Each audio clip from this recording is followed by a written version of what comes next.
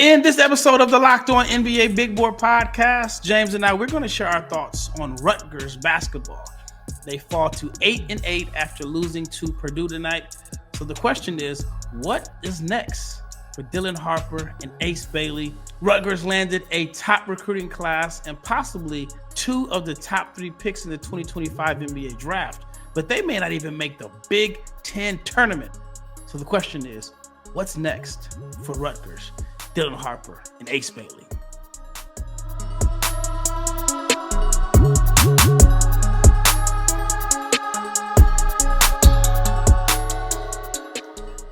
Big shout out to each and every person that has made the Locked On NBA Big Board Podcast your first listen of the day. I'm your host, Rafael Barlowe, along with my co-host, who happens to be my brother, James. And we want to let you know about the Locked On newsletter. If you are a Locked On NBA fan, whichever team you support, please check out the Locked On newsletter delivered right to your inbox at lockedondaily.com. And if you are not subscribed to the YouTube channel, please subscribe, like, share, comment, click the bell so you can be notified every time we drop an episode. Again, be sure to click that subscribe button, because we are your daily source for NBA draft content. We work on weekends. We work late nights. It is 10:48 p.m. Central Time, and we are snowed in Dallas. What did you do today on your snow day, James? This is not real snow. I'm from Nebraska, man. That's slush out there, man. It's real snow. It's too dangerous for me to go outside just because, you know, the snow where we grew up at Nebraska and snow in Dallas is two different things. What is weak snow in Nebraska and Dallas? I mean, I saw like it was a semi hanging off the overpass today. So that's because people think you got big tires, like that's gonna, like the snow is gonna be afraid of you. Like, nah, man, the elements don't play, but it's not real snow to me. I'm afraid of the people driving, not me driving. So therefore, I don't leave the house. That's why I stay in. I didn't go to the Mavs game tonight, and it was still a decent crowd from what I saw on TV. So not everybody is afraid of the elements, but me, I stayed in. Took my son, who's 2 years old. It was his first time like playing outside in the snow. We built the smallest snowman in the history of snowmen. We'll probably make it a little bit bigger tomorrow, but it was, to me, it was a normal day, except my son wasn't at school. So I was trying to juggle work in with a hyperactive toddler. But anyway, let's talk about the topic of the night. We originally planned to do a podcast on three other prospects, but I figured, like, you know what, we got to talk about this. We have to address it. The news about Rutgers possibly having two potential top 5 picks and missing the NCAA tournament, it really started to like take off after they lost to Wisconsin. And then after tonight, when they lost to Purdue, they moved to 8-8.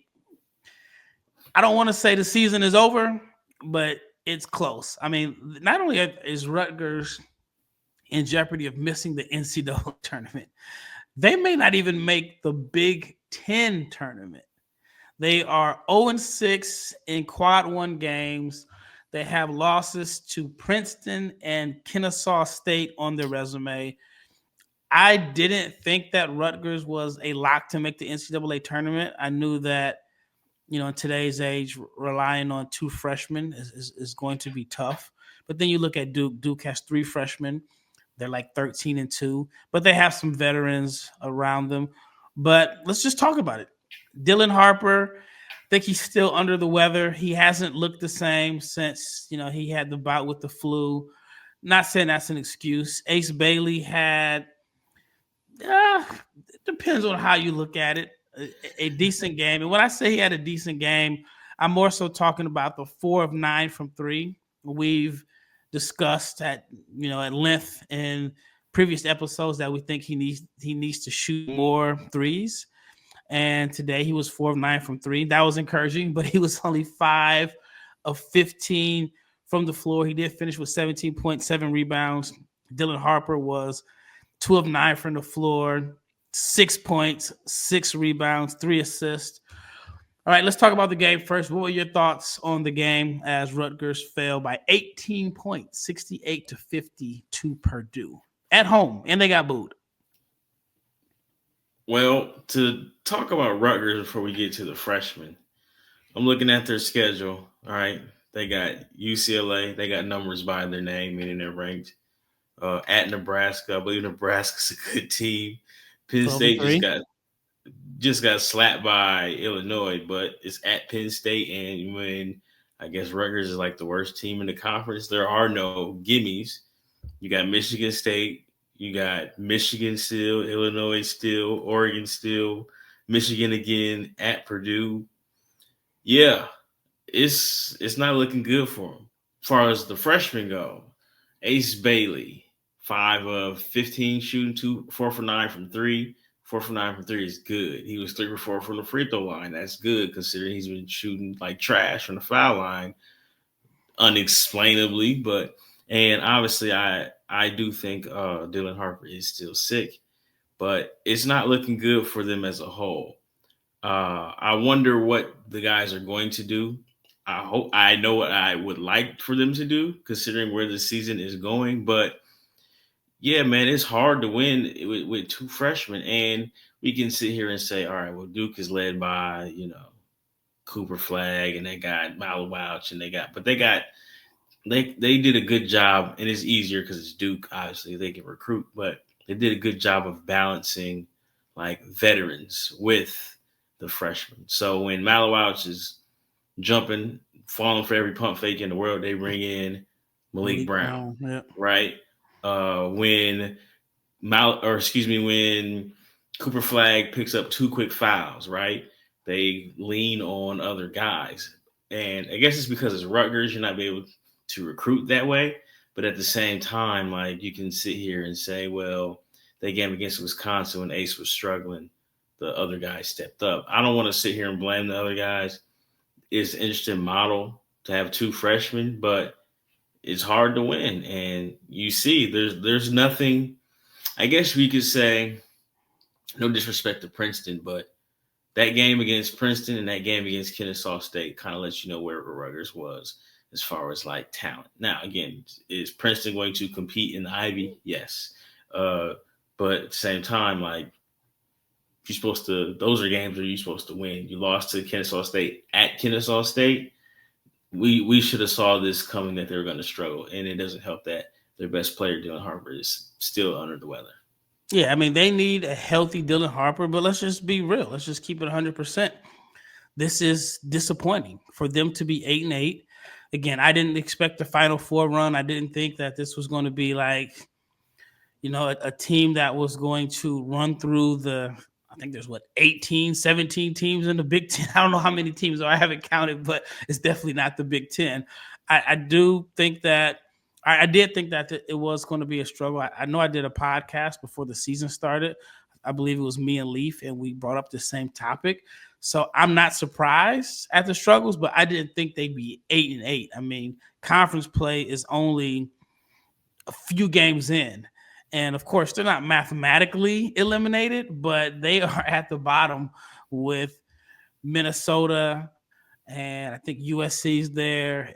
It's just going to be a struggle. It's going to be an uphill climb. And it's disappointing because I saw an article that said Rutgers could be the first team ever that has 2 top 5 picks, and you can even narrow it down to top 3, to not make the NCAA tournament. We've seen it with one prospect. We've seen it with Markelle Fultz. We've seen it with Ben Simmons. We've seen it with Anthony Edwards. But for 2 guys that could end up being 2 of the top 3 picks in what is considered a loaded 2025 NBA draft to not make the Big Ten tournament, that is a major, major, major disappointment. So up next, we are going to talk about how this could impact their draft stock, and should they shut it down early if the season is going nowhere.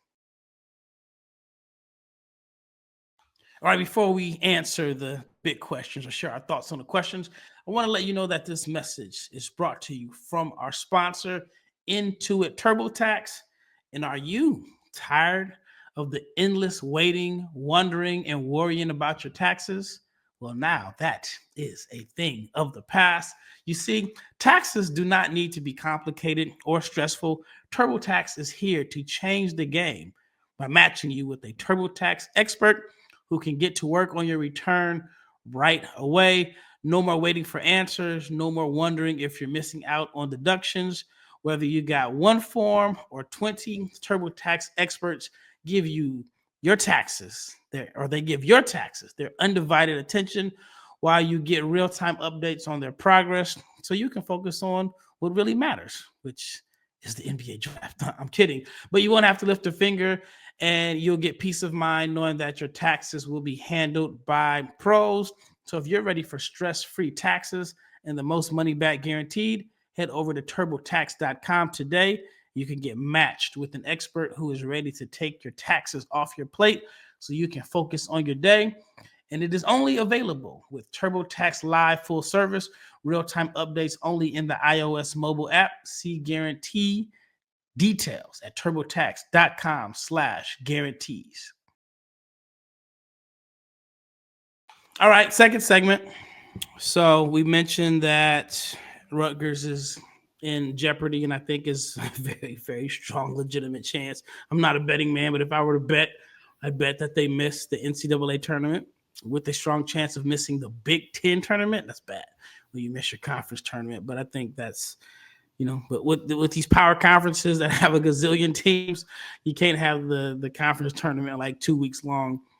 With that being said, like I mentioned, Anthony Edwards missed the NCAA tournament. Markelle Fultz missed it. Ben Simmons, they were all the number one pick.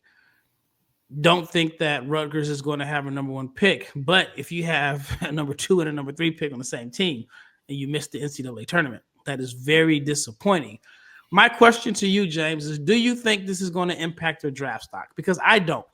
I don't think the NBA is going to care. They're going to see the individual talent. No, I don't think it's going to impact their draft stock. Like you should said, it impact their draft stock? I don't think if it you're should. A team and you look at these two guys and you want them to be your franchise guy, how much do you consider that they couldn't, or we're forecasting here that they are 8-8 right now, the first week of January, or maybe it's the first week and some change.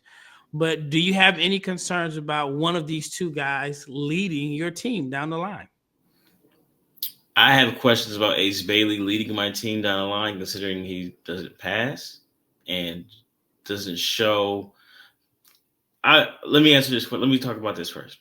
I'm not hating on Ace, but Purdue tonight, last night, whenever you watch this podcast, listen to this podcast, they loaded up on Ace knowing that he wasn't going to pass the ball. And he was catching the ball in a pinch post, and they were sending 2 at him, and he got, I think he had like 2 or 3 turnovers. And you can tell, like, he gets the ball at the top of the key, and it's like, it's just going up. So it is what it is, right? I don't think he is my leader of my team. He's not my franchise player. And at the same time, to answer the question, I don't think if Rutgers doesn't make a miraculous push, it doesn't change my opinion of him, because he is who I think he is. As far as Dylan Harper goes, again, you could possibly sit here and say the sickness slowed him down. I don't think you could possibly say that. I mean, I think that is 100%. Well, it's 100%, yes, because he's the engine. He gets everything going. When he's going, they're tough, like I said. But I don't think, in the same vein, like you said, it didn't hurt Anthony Edwards. We see what Anthony Edwards is. Markelle Fultz, who knows what happened to him, but he was a great college prospect, right? Ben Simmons, on the other hand, Ralph, there was question marks because, and I guess you could say those question marks actually were answered because you can maybe question his competitive fire. I don't know. I don't feel like that's an issue with Dylan Harper or even Ace Bailey, because regardless of how you feel about his game, he competes. He just has his flaws. So me personally, if I'm a GM and I'm drafting at number 2, I'm not holding against Dylan Harper that he, potentially just playing on a sub 500 team in college basketball because, again, it's a power conference. And also college basketball is different than it was 5 years ago, right? Like the transfer portal, everything is different. So I'm not holding against those guys. With that being said, so if it's not being held against them, and if they struggle the rest of the season, and you think they're going to be pretty much locked in at 2-3, or if they play phenomenal the rest of the season individually or collectively, but the team doesn't do any good, and it doesn't have any impact on their draft stock, and we've seen it, does that mean they can shut it down early? And the reason I'm not condoning that. I don't think that would be right. But in this day and age that we live in, it is a possibility. I mean, I would have never thought we'd see quarterbacks shut it down during a bowl game, play a half, and be like, yo, I got the record, man, I'm out. But that's the day we live in. I honestly feel, I could be wrong, some people may disagree, but I feel like that's what Scoot Henderson did a couple years ago. I talked about it on podcasts all throughout that draft cycle. He shut it down in like February. I thought he was doing it to protect his draft stock because he was starting to get exposed. Now, he had a good game tonight against the Mavs, but they didn't trust him in the clutch. But I felt like Scoot was starting to get exposed. The jumper wasn't falling, and then they shut it down. They shut him down in like February.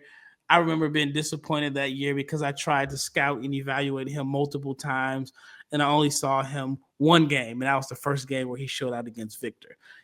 Did it impact his draft stock? Yeah, I mean, you could say he fell one spot, but, you know, the emergence of Brandon Miller, which was legitimate, is the reason he fell. But maybe if he stays a little longer, maybe he slides a little further. With that being said, do you think there's a possibility that one of them or both shut it down, considering that there's nothing left to gain if they are already out of the picture? There is a possibility. Would I do that? If I were, no. Would I do that? Absolutely not, because you can get better. Like, and as far as, I don't have Ace Bailey number 3. He's not a lock for number 3 to me. I'm sorry. But I feel like Dylan Harper is a lock at number 2. Could Dylan Harper shut it down? Because I feel like, you know, the highs are as high as they are. Sure, he could shut it down. I think if he didn't play another game for the rest of the season, he's likely going number 2. Maybe whoever feels, if the organization feels like Kasparis is up there with him, I don't feel that way. Maybe, but he could shut it down, but I wouldn't do it. Could Ace Bailey shut it down? Sure, he could shut it down. Because, again, you know, he's 6'10". He can shoot the ball. He's a tough shot taker, tough shot maker. But I wouldn't advise that if I were either of them, especially Ace Bailey. But we'll have to probably get into that more in the third segment because I got a long-winded rant about shutting it down.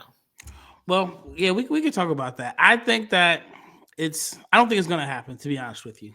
However, I wouldn't be surprised if, you know, they lose like their next 2 or 3 games in a row. You're going to start seeing the talk about that.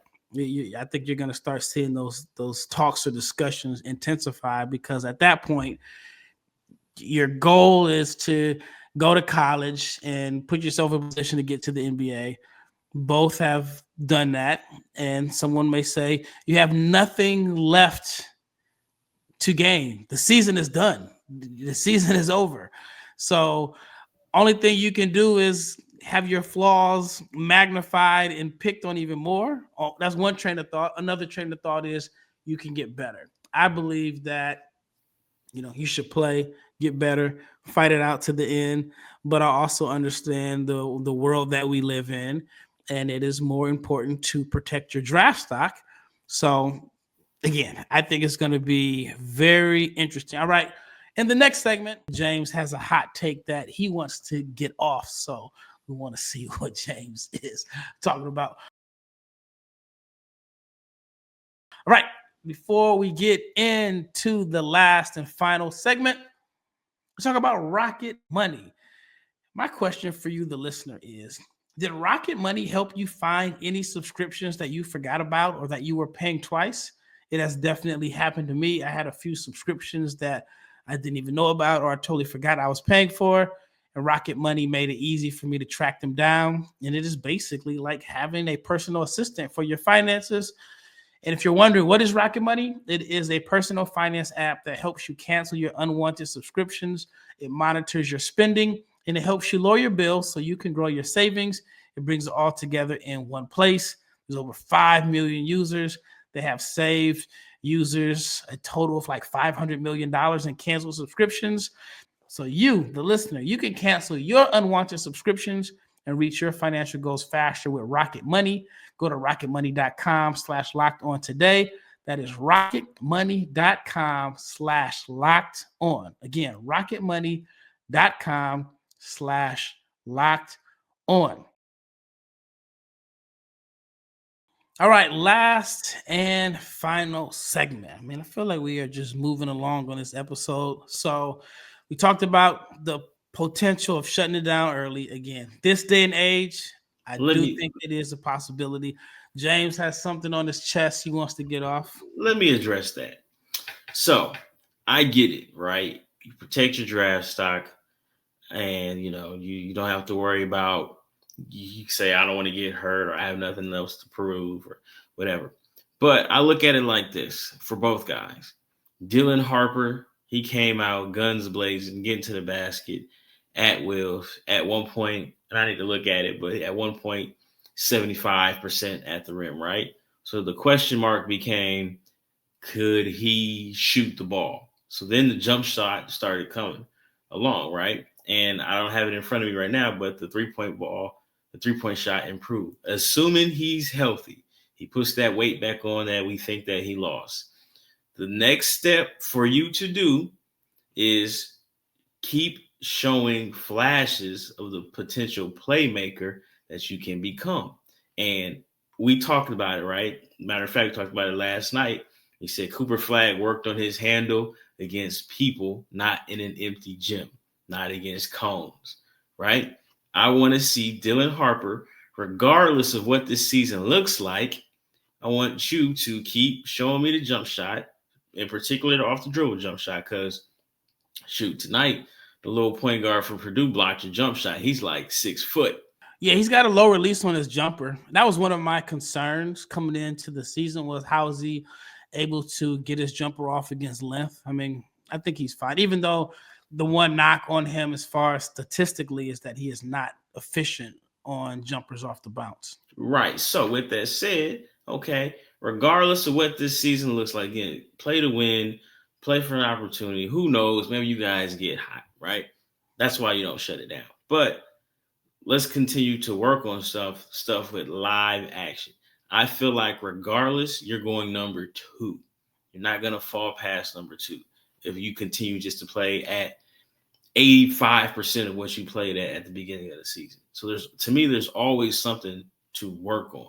Ace Bailey, again, when I came into the season, I was like, hey man, he takes some tough shots. I don't know if he can put the ball on the ground. It looks crazy. He doesn't pass. So with that being said, he has improved as far as putting the ball on the ground. Like you get live reps, right? And you just get to prove that you're like you're competitive. It's, to me, get it. It's not me. I don't have millions on the line, but it's the easy way out to just be like, I'm cool. I'm not playing. Like continue to get better because at the next level, it's only going to get tougher. So I mentioned before, teams know Ace isn't passing the ball.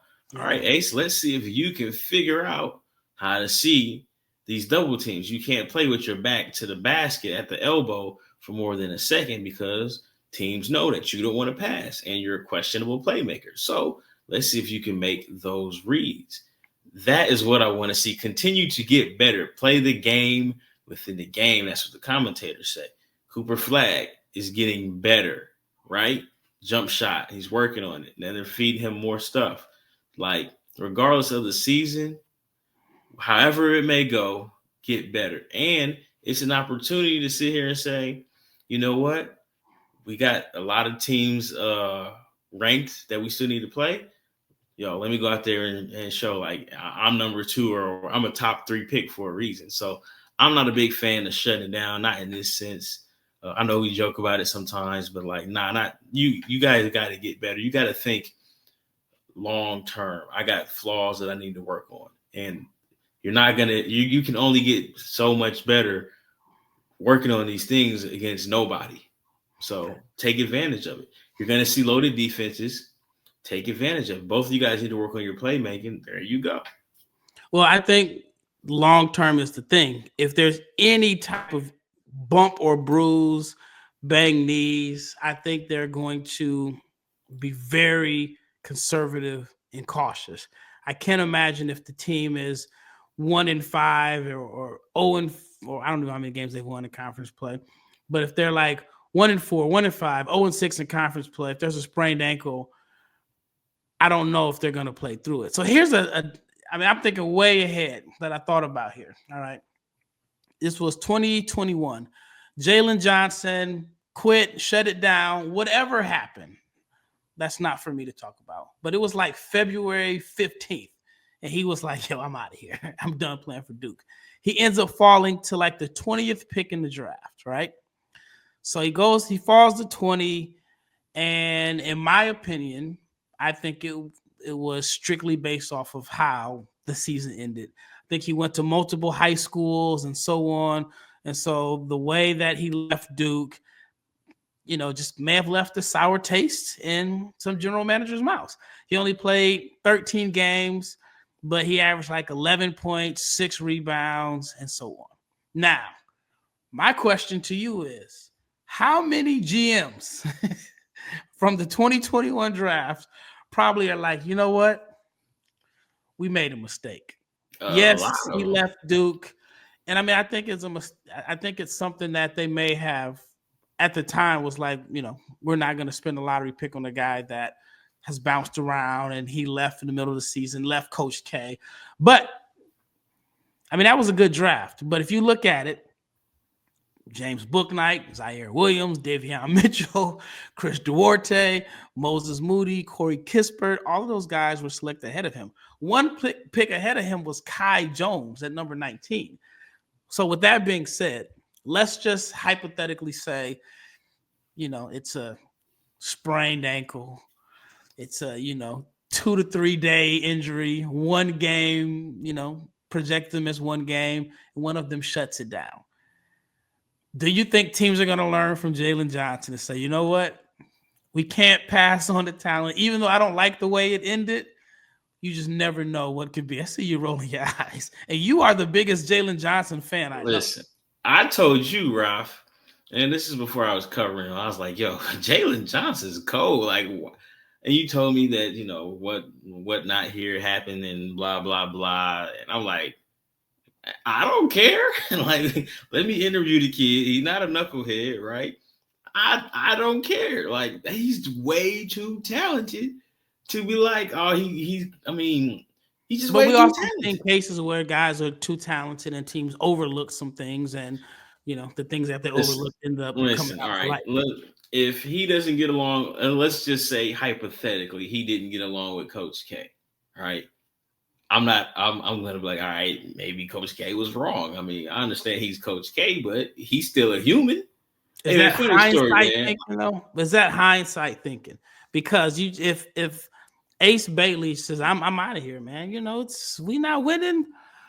Let me just go ahead and prepare for the league. Because if I'm not mistaken, when Jalen left, he said that he was just going to prepare for the draft. So I mean, didn't Duke have a bad year that season? Duke was I don't remember. I don't think they were. Listen, regardless, look, that dude, he was cold. He checked out. He was everything he is now. So I get it. It looks bad, but I probably still would have drafted him anyway. I mean, we've seen guys with, off the court issues get drafted. So it wouldn't have bothered me. If Ace Bailey is like, I'm out, I'd be like, all right, Ace, that looks kind of scary. I wish you would have played, but I'm not about to select like I don't know. I'm not gonna select Khan Kanepa over him because he quit on his team. Nah, I'm like, hey, that was wild. What were you thinking? I need to know. Like, I need to know the answers. But at the same time, like, these are 18, 19-year-old kids. They make bad choices. How bad of a choice it is. I mean, if it's a bad basketball choice, I get it. I'm just gonna pick the kid's talent over him making a bad choice. Yeah, well, one of the players I gained a lot of respect for, and I want to say it was a 2020 draft, was Cole Anthony. North Carolina was struggling. I think he tore his meniscus, and he came back and played. And not only did he come back playing, he came back, and I want to say he got to the foul line like 15 times in his first game back. He could have easily shut it down. He still ended up being a lottery pick, but he will forever have my respect for how he didn't shut it down. And he had a real injury, and he came back to play when the season wasn't going anywhere. And so I wonder if the same situation happens with these guys from Rutgers, what happens? Like, because they are literally, in my opinion, a week away from... Man, listen, that Penn State game doesn't go the way it's supposed to go. Penn State Northwestern games, man, look, it can get ugly. But like I said, man, they still got Maryland on the roster. If I'm Dylan Harper, I want to play against Derek Queen. I mean, it's not like they're a matchup. It ain't like it's not but I'm just, I know, okay, NBA scouts are going to be there regardless, right? I want to put Derek Queen in every pick and roll. I'm a big Derek Queen fan. I want to go at Derek Queen in every pick and roll action possible. That's my mindset because, hey, he's somebody that's going to get drafted. Like, that's what I want to do. You see Michigan State. Oh, y'all think Jace Richardson is good? I'm going to go post him up. Like, I just feel like there's so many games within the game that you can play. It just doesn't make sense to shut it down as long as you're healthy. Now, I would have done what Cole Anthony did because, like, that's my meniscus. I'm 6'2". I need all my explosiveness. Might have been on the sideline with the jumpsuit on with the untied Air Force Ones if that was me, but that's different. We're talking about healthy guys. Healthy guys should play. But that was my knock with Scoot. I felt like Scoot shut it down to protect his draft stock. Again, we are probably a week away from knowing if Rutgers, because they have, I mean, they're 1-4 in conference play right now, but 1 week from today, they'll have a game. They'll have played UCLA and Nebraska. They could either be 1-6, worst case scenario, and then that's when I think you're going to start hearing rumblings about what's next. Now, if they win those 2 games, then I said, their season isn't over, and then this whole conversation is mute. But I guess a week from now, we'll have a good indication of where the conversation is going to be about Rutgers and Ace Bailey and Dylan Harper. However, again, I think that it is totally, totally disappointing that a team could have 2 potential top 5 picks and not make the NCAA tournament. And I don't think it's going to have an impact on the draft stock. But again, this has been a situation where Rutgers recruited the top talent and it still leads to bottom results. Let us know your thoughts. How has Rutgers' season, their 8-8 start, impacted how you feel about Dylan Harper and Ace Bailey? And would you, the listener, have any issues taking a guy in your top 3 who is on a team that doesn't make the NCAA tournament or the conference tournament? Let us know. You can leave a comment in the YouTube section, or even if you're not on YouTube, you can hit us up on our DMs or on our message on Twitter. Once again, thank you for making this your first listen of the day. Once again, check out the Locked On newsletter at lockedondaily.com. And we are out of here.